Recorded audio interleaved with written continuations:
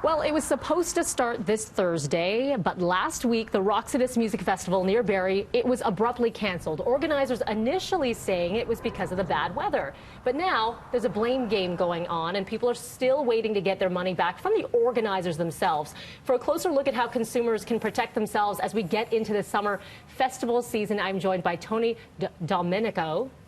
I've been trying to practice this one properly. Partner and co-leader at Fasken's Antitrust Competition and Marketing Group. Also former counsel for the Federal Competition Bureau. This is an interesting case study. We saw what happened in the U.S. with Fire Festival, and a lot of people said this is Fire Festival of the North because there's a lot of where did the money go, why did it get canceled? What's your take just on this whole thing? Well, it's a very unfortunate set of circumstances because you had people in an area who really wanted to see some very good performers out there who wouldn't otherwise have that opportunity, perhaps. And they spent a considerable amount of money to invest in this and to essentially have a good time, and only to find out that the concert won't be taking place and that they may be out a considerable amount of money. Yeah, you're hearing from some people who are spending thousands upon thousands, flying in from across Canada for names like Aerosmith, just big names. These aren't small bands. And now there is this blame game going on. So people are starting to get those refunds, but it's through Eventbrite, which is the ticket sales company, versus the festival organizer. So how does that work when Eventbrite is doing the refunds? Are they then going to be held accountable? I don't think they'll be held accountable, but I think they're feeling a lot of public pressure arising from the incident, and they're trying to put public pressure on the organizers themselves to execute refunds. And so I think there's a lot of public pressure out there. The public is very frustrated, and they're complaining to anyone who will listen.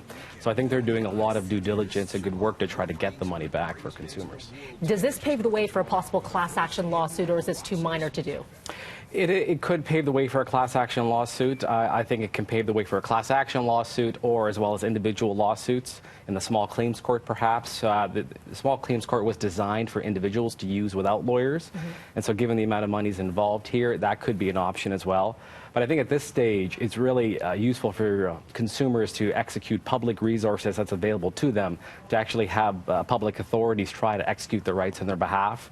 The first one that comes to mind is Consumer Protection Ontario, which actually effectively enforces Ontario's Consumer Protection Act that deals specifically with unfair business practices like this. So I'm sure people have already done this, but if they haven't, they should be filing a complaint with Consumer Protection Ontario. And given the amount of complaints I'm sure they're going to be receiving, they may be taking action on behalf of consumers. There's also the Federal Competition Bureau, for whom I used to work with, and that agency deals specifically with false and misleading representations to the public. And clearly here, there was allegedly a false and misleading representation to the public about an event and a concert that was to take place that is in fact not taking place. That is not taking place. Okay, now we're looking ahead. This is summer festival season. So it's not just Roxodus. There are a number of events happening. So let's say I want to buy a ticket. What should I be looking out for, and how do I protect myself against something like this? Can you? Well, it can be challenging, but the first thing I would do is just do a basic Google search, as we like to call it, to try to do some due diligence and see if the organizers, for example, have organized something like this in the past, or is this their first time doing so. You'd be surprised what you can uncover about somebody or an organization by just doing some 20 minutes of Google research.